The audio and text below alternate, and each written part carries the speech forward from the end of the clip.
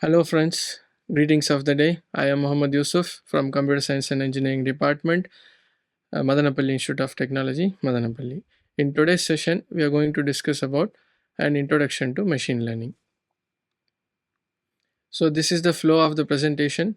What is machine learning, the definition of it, and different types of machine learning, and where it is applied in the current situations, and the demonstration of each variety of or each type of machine learning we'll discuss today. So machine learning is a subtype of artificial intelligence, is a type of artificial intelligence that enables computers to learn from data and make decisions or predictions without being explicitly programmed to perform the task. Previously, when this technique was not introduced, we'll put lot of else if conditions, control statements to do perform a special task. For an algorithm or a program to perform a special task, we introduce a lot of control statements. To avoid this, in machine learning, we came up with some algorithms which will learn from data, understand the pattern and the sequence of the data, and it is trained with the data. When we give a new set of tasks based on the knowledge it has gained from the training session, it will perform for the new set of data points, new set of observation. Now, I will give an example. We have a child, say for example, a child of 3 years old. We are giving a task of classifying balloon and parachute. If we give a set of images of balloons, say for example, a 5 images of balloon and 5 images of parachute, the child will observe, learns this is a balloon and this is a parachute. When we suddenly gives after the training is over, we'll give a data point, we'll give a new image telling the child to tell what is this. In this case, the child may commit a mistake because the training set is very less. If we train the child with lot of images, the child will try to understand, oh, a parachute is something, an entity which has a background of a sky, cloud, etc., whereas a balloon has usually have an indoor setup of background. So with learning all this feature, the training of the child is over. When you ask a new, by displaying a new message to a child, the child will be able to tell or predict the outcome very efficiently, or we can even say 100% the child will classify between a balloon and a parachute. Same thing we do using an algorithm. So we'll have a set of data. So that is the core concepts. We have data and we train that on set of algorithms. Based on the type of application or machine learning, we'll select the algorithm and then we'll perform the training session. So in this training session, the particular algorithm which we selected will learn whatever is there in the data, that is patterns present in the data, sequence present in the data, the way data is distributed, all these things the machine learning algorithm will learn, followed by whatever it has learned, now it is ready. That outcome of the learning is called as a model. Now using this model, we are going to predict. So we'll provide test data, we'll ask a question. Say for example, in our case, the example is, I will train the model machine learning algorithm with set of parachute image, set of balloon image. Once the training is over, it is now a model. I will ask the model by giving a new image of a balloon or a parachute what it is. Now it will predict the outcome, it will tell the outcome, how far it has performed, whether it has predicted correctly the given data point as a balloon or a parachute, will measure it. So this is called as evaluation. Now we move on to the different types of machine learning. So machine learning is classified into supervised machine learning, unsupervised machine learning, reinforced machine learning, semi-supervised, self-supervised learning, and transferred learning. So under supervised learning, we have two categories: regression, classification. Similarly, in unsupervised learning, we have clustering, dimensionality reduction. In reinforcement learning, we have two categories: Q learning, deep Q networks. And move on to self-supervised machine learning, we have two categories: contrastive learning and masked language models. We'll see one by one what it is all about. Before going into this, we'll discuss about the applications of machine learning. No field or domain or subdomain is left alone without the application of machine learning. Almost it has touched all the domains of science, right? So I have given here a minimum list, but the list is actually exhaustive. So first is genomics. If you have a set of genes or a set of genome sequences, we can predict which particular gene is sole in charge for a particular disease. We call it as a biomarker, finding biomarker from the set of genome sequences. Computer vision, to find objects, to recognize the object, to classify the objects. Especially it is used in highly used in vehicles where like artificial intelligence supported vehicles. Next we have natural language processing. The typical example is Google Translate. Understand a language and translate with grammar, with all its language disciplines. It follows it and delivers the translation of it. So we need the processing of a natural language. For that it is used, machine learning is used. In finance, for example, in finance, especially in stock market, we have time series data. Every day, every month, every year we have a data. So with training a machine learning model with this data, we can predict a future, right? How the market will be, how our stocks, shares, prices will be, whether we have a chance of increase and we have a chance of decrease. So we can predict using it. Similarly, we have astronomical data where we have images of space, and that images can be trained to a machine learning model to do certain tasks like classification or prediction. Similarly, in marketing, to understand customer behavior, to understand how a product flourishes in the market and how far it will go, the forecast of the product, everything we can do in marketing field. Coming to healthcare, lot of applications are there. Like for example, we can train a set of MRI images to a machine learning model and to predict what type of disease condition is there in this particular data set. We can predict in healthcare. Coming to spectroscopy, there are different types of spectroscopy. Say for example, Raman spectrum is there, infrared spectrum is there, mid-range spectrum is there. So using this spectroscopy, the data present here is complexity of this spectroscopy data is subtle information is there, very less, uh, very minute, delicate information which is difficult for a human being to understand. So when we take this type of spectroscopy data, the subtle patterns hiding within the data can be very well learned by a machine learning algorithm, and further that model which learned the spectroscopy data can be used for predicting. So these are some applications. Of course, the list is exhaustive. Next, we'll discuss one by one what is different types of learnings. So first one is a supervised machine learning. Here the model is trained on the labeled data. So what I mean is, of course, it is divided into two, regression and classification. Let us see with some example.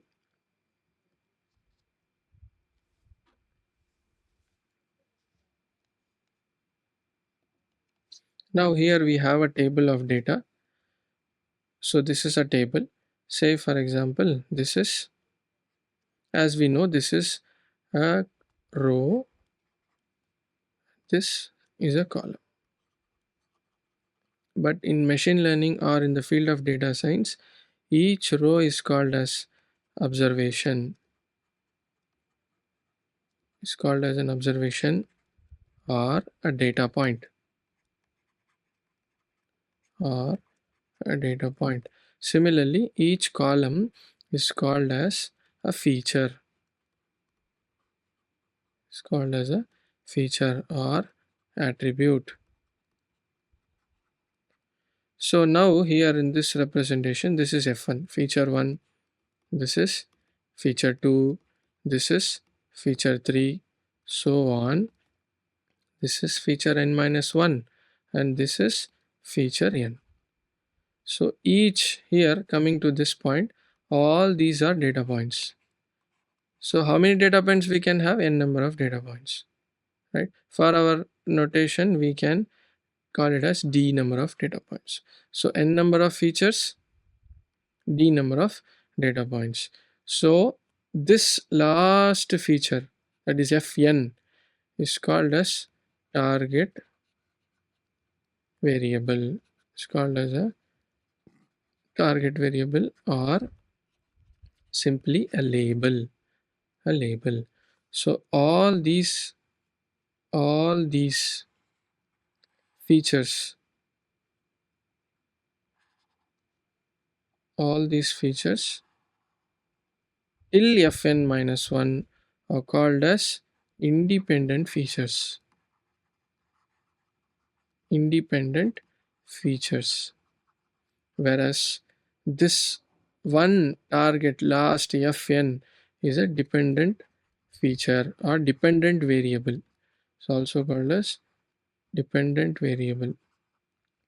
So we are going to predict this target variable based on this independent variable or features.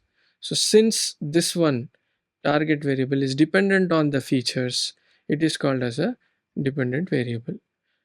And this are not dependent on target variable. That is the reason they are called as independent variable or features. So these are some of the notations or some of the connotations we'll use in machine learning. I repeat, this is an observation and these are the features. So if I have a target variable in a data set, then that is called a supervised machine learning. That data set can be subjected to supervised machine learning, which means we have to implement supervised machine learning. If we found a data set with a target variable, then in that case we have to go for supervised machine learning. So which supervised machine learning? We have two types. One is regression, other one is classification. Now the query is which supervised machine learning I'm supposed to select. So regression is used when we have continuous numerical data. Suppose this target variable is a continuous numerical data. In that case, I can go for regression. If this target variable has categories in it, in that case I will go for classification task. Let me give an example. If we have a patient data, lot of patients are there, which means lot of data points are there, and every patient has a features, many features. Say for example his blood test, count of WBC, RBC, we consider that as a features, and the target variable is the patient is a deceased patient or a normal patient. So in this case we have categories in the data set. If there is categories, then we have to go for classification. Suppose for example, let me tell one more example where we have a data set which contains weight, which contains ethnicity of a person, gender of a person, and many features fn minus 1, and I have a label height. So weight of a person is 75 kg, ethnicity is Asian, gender is male, this is the height. So we have collected a lot of data like this. We have filled all the columns and rows, that is data set. Now here height has no categories. Height is just a numerical value, continuous numeric value, which can be 5.1, which can be 5.7, which can be 4.1, which can be 4.25, anything it can be. So it's a numerical value. In that case, we have to apply regression, right? So if the target variable has categories, we'll go for classification task. If the target variable is simply a continuous numerical value, we'll go for a regression task. So supervised machine learning is divided into two: regression and classification.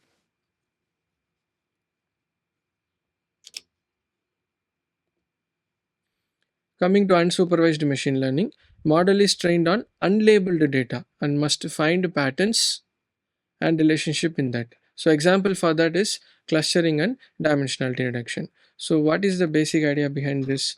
I have again a set of features and data points. So this is data point 1, data point 2, so on, data point n. Similarly, I have features 1, feature 2, so on. Here I don't have feature n minus 1. I just have I have only feature n. I don't have target variable or a label. I don't have target variable or data. So if I have a data set with no target variable and no label, both are same, target variable and label I don't have in the data set, in that case I have to go for unsupervised machine learning technique, which means what? I have to apply either clustering, or I can reduce the dimensionality of the data using dimensionality reduction techniques. So unsupervised means a dataset with no label or no target variable. So we have only independent variables. In case of supervised learning, we have only independent variables, no dependent variable. No dependent variable. Now coming to reinforcement learning. Reinforcement learning is a type of machine learning, the model where the model learns by interacting with an environment and receiving rewards or penalties. The example is where it is mostly used in gaming, where a user moves in an environment. If the user does certain actions or certain things, he will be rewarded. Or if any mistakes have been done by the user, it get in facing the penalties. So this is reinforcement learning. There are two types: Q learning, examples of it, deep Q learn networks. Both are the examples for reinforcement learning. Now we move on to semi-supervised learning, where the model is trained on a combination of labeled and unlabeled data. We have both. Labeled data is also there, half of the data set is unlabeled. So the algorithms, the leverage both supervised and unsupervised learning techniques. Both the techniques are used. Say for example, we have an Amazon review data. Half the data has been classified into positive. How about the other data? We don't know. The label of half the data is classified as positive and negative. How about the other data? Other 50% data, we don't know whether it is positive review or negative review. So in this case, we will apply semi-supervised learning.